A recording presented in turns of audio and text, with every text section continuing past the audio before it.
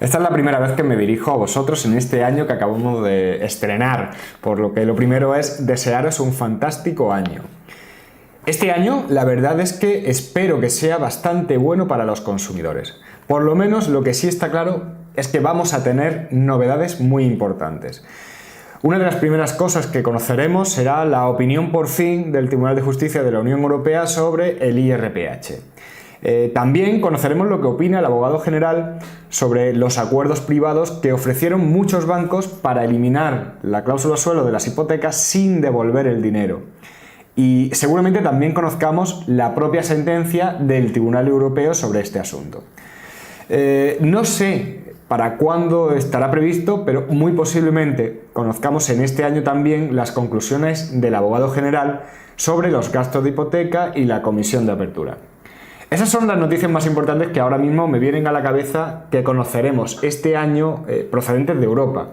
De aquí, pues otra muy importante tendrá que ver con las famosas tarjetas revolving. Esos contratos de crédito de los que ya os he hablado en alguna ocasión, porque el Tribunal Supremo tiene que aclarar bastantes cuestiones que aún hay sobre este asunto y que hacen pues, que estemos viendo sentencias muy distintas dependiendo del juzgado o la audiencia provincial que resuelva cada asunto. Pero bueno, centrándome ya en lo que quiero hablaros hoy, que ya os adelanto, vengo con un tema también muy importante. Tendría que mirar la lista de las grabaciones que llevo publicadas hasta ahora para poder ver cuántas han sido las que he dedicado a los gastos hipotecarios. Porque con tantas novedades que ha habido sobre este tema, con tantas idas y venidas, pues ya he perdido la cuenta. Pero lo que sí puedo decir, sin mirar esa lista de grabaciones, es que la última novedad que hubo sobre todo este asunto de los gastos hipotecarios es que el Tribunal Supremo, a finales de enero del ya año pasado, dictó una serie de sentencias en las que lo que hizo fue determinar cómo se deberían repartir estos gastos hipotecarios una vez que se declarase la nulidad de la cláusula que obligaba al consumidor a hacer frente a la totalidad de esos gastos.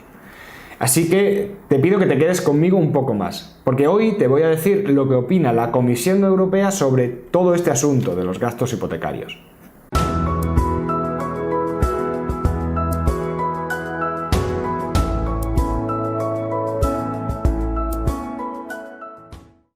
Bueno, antes de nada me presento, soy Javier Fuentes y soy abogado y fundador del despacho que pone nombre a este canal, Jurisfirma Abogados.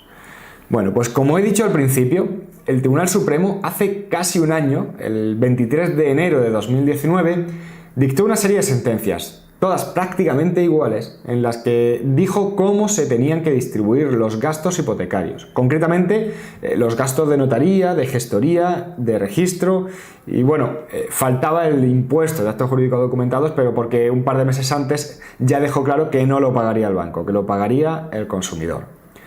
De esta forma ya quedaba zanjado el asunto de qué cantidades no tendría que haber pagado el consumidor cuando formalizó el préstamo hipotecario y, por tanto, qué cantidades podía reclamar al banco cuando se declarase la nulidad de la cláusula de gastos hipotecarios. Estos gastos que podría reclamar eran la totalidad de la factura del registro de la propiedad y el 50% de notaría y de gestoría. Bueno, pues poco tiempo después, dos jueces, el de un juzgado de Palma de Mallorca y de un juzgado de Ceuta, plantearon una serie de cuestiones al Tribunal de Justicia de la Unión Europea. Y unas cuestiones que iban enfocadas a que este tribunal dejara claro qué debía ocurrir en estos casos. Realmente, en esta cuestión prejudicial, además de preguntarle al Tribunal Europeo sobre el asunto de la cláusula de gastos hipotecarios, también se le preguntaba sobre la comisión de apertura de los préstamos hipotecarios, sobre la condena in costas en estos casos y sobre si existen plazos de prescripción en la reclamación de lo que no se debería haber pagado. La verdad es que son cuestiones muy interesantes, pero que harían tan largo el hablaros de este asunto que he pensado desglosarlo en varias grabaciones, dedicando una a cada punto de estas preguntas que se lanzan al Tribunal Europeo.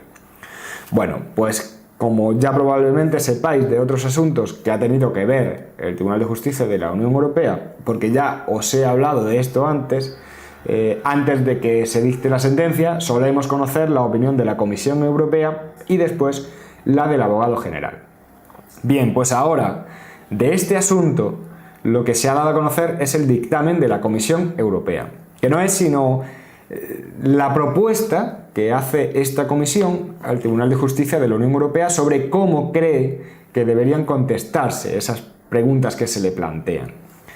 Así que, entrando ya en el asunto de los gastos hipotecarios, lo que le preguntan estos dos juzgados de Palma de Mallorca y de Ceuta al Tribunal de Justicia de la Unión Europea es fundamentalmente si cuando el Tribunal Supremo hace esa distribución de los gastos de forma que, aunque se declara la nulidad de la cláusula, no se puede reclamar todo lo que el consumidor pagó, sino solo lo que ha dicho el Tribunal Supremo que puede reclamar, pues si sería una forma de integrar la cláusula, de salvarla.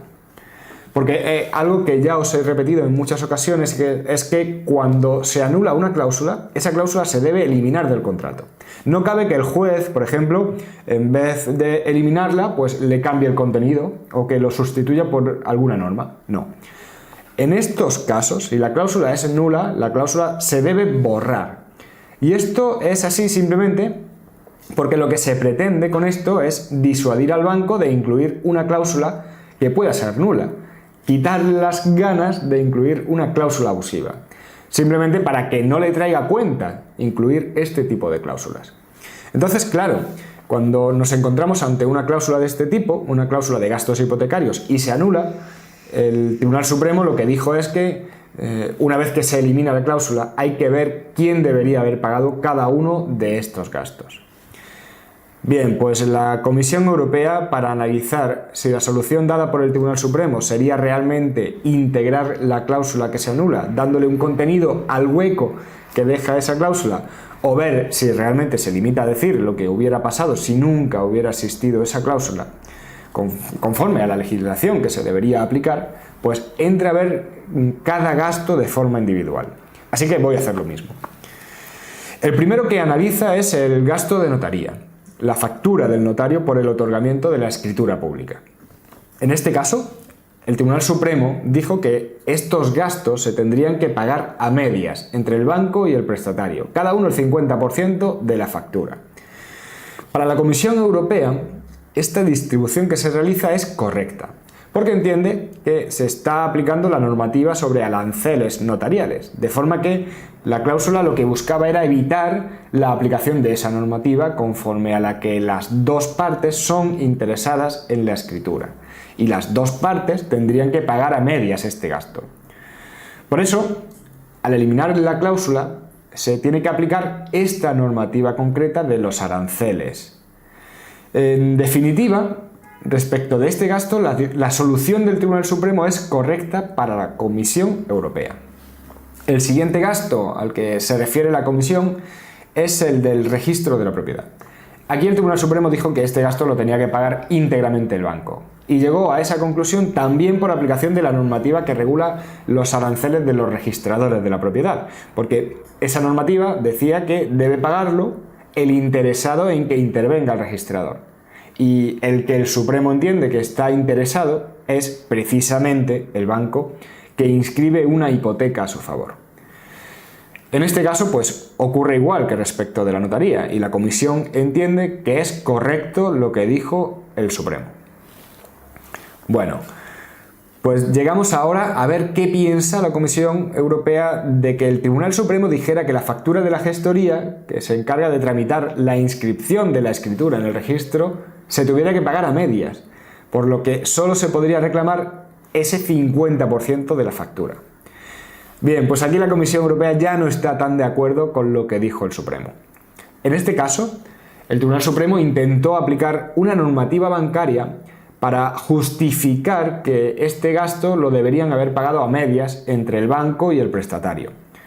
Pero esa normativa lo único que decía es que el banco tendría que informar del derecho del consumidor a ponerse de acuerdo con el banco para nombrar a un gestor que haga todo el papeleo. Y claro, esa normativa no obliga a nada, ni siquiera a que tenga que intervenir un gestor, porque podría incluso hacer esta gestión el propio banco o el propio prestatario. Entonces, aquí la Comisión Europea dice que esa conclusión a la que llega el Supremo no es correcta porque entiende que si intervino una gestoría fue porque el banco lo exigió y entonces lo tiene que cubrir el banco. Porque, repito, ninguna norma obliga a que intervenga una gestoría.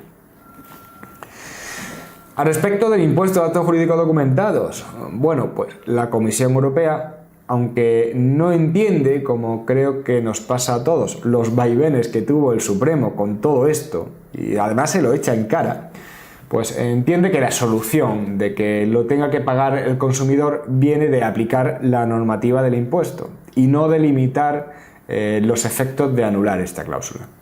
Por eso entiende correcta la solución a la que se llega, más que nada porque es algo que se escapa a la normativa de consumidores y usuarios. Bueno, ya para terminar, hay que hablar de lo que dice sobre otro concepto, la tasación, los gastos de la tasación de la vivienda. Sobre esto no sabemos la opinión del Tribunal Supremo, simplemente porque en esas sentencias en las que el Supremo determinaba cómo se tenían que distribuir los gastos hipotecarios, no se discutía sobre este gasto de tasación. Pero sí hay disparidad entre lo que dicen las distintas audiencias provinciales. Y por eso se le preguntó al Tribunal de Justicia de la Unión Europea por este gasto en concreto.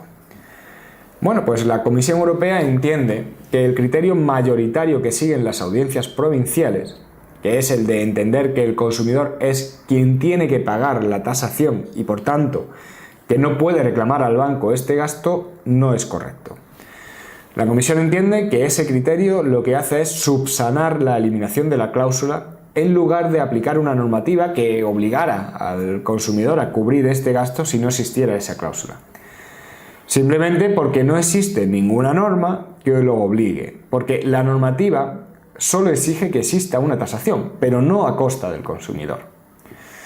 Entonces, entiende que si se anula esta cláusula, al consumidor se le debe resarcir de haber tenido que pagar este gasto por habérselo impuesto el banco. Así que podría reclamar todo el gasto de la tasación. Sin embargo, hay un punto muy interesante que deja clara la Comisión cuando responde a estas preguntas. Y es que entiende que el hecho de que el banco solo tenga que pagar en algunos casos la mitad de los gastos, pues conlleva que el efecto disuasorio que tanto se busca que tenga la anulación de una cláusula sea algo menor. Por eso, entiende que en estos casos el banco, además de abonar la parte que no tendría que haber pagado el consumidor, debería también indemnizar al consumidor por el daño moral sufrido. Vamos, que deja abierta la posibilidad a que el consumidor pudiera reclamar también una indemnización por haber sufrido la inclusión de una cláusula abusiva. Bueno, pues esta es la respuesta que propone la Comisión Europea a la cuestión de cómo se tendrían que distribuir los gastos hipotecarios cuando se anula la cláusula que obliga al consumidor a tener que pagarlos íntegramente. Como he dicho al principio, este informe de la Comisión no se queda aquí, sino que también contesta a otras cuestiones muy interesantes sobre la comisión de apertura y sobre la prescripción y las costas en estos casos. Pero bueno, voy a hablaros de todo esto en otra ocasión, porque ya sin decir nada más se ha hecho muy larga esta grabación. Así que esta la voy a parar aquí. Espero que te haya gustado y te invito a que te suscribas al canal en YouTube, en Instagram o al podcast en la plataforma que uses. Y para terminar te digo la forma en la que puedes contactar directamente conmigo, bien a través del correo electrónico info@jurisfirma.es o rellenando el formulario de contacto que puedes encontrar en la web del despacho jurisfirma.es. Un abrazo muy fuerte a todos y hasta luego.